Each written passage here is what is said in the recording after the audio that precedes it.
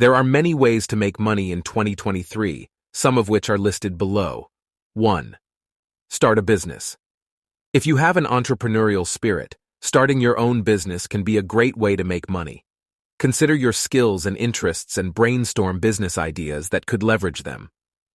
2. Invest in stocks or cryptocurrency. The stock market and cryptocurrency can be volatile, but they can also be lucrative if you do your research and invest wisely. 3. Freelance or gig work. Freelancing or doing gig work can be a great way to earn extra income on the side. Consider your skills and interests and find freelance opportunities in your area of expertise. 4. Create and sell digital products. With the rise of the internet, there are more opportunities than ever to create and sell digital products such as ebooks, courses, and templates. 5. Participate in the gig economy. With the rise of ride-sharing and delivery services, there are many opportunities to earn money on the side by participating in the gig economy.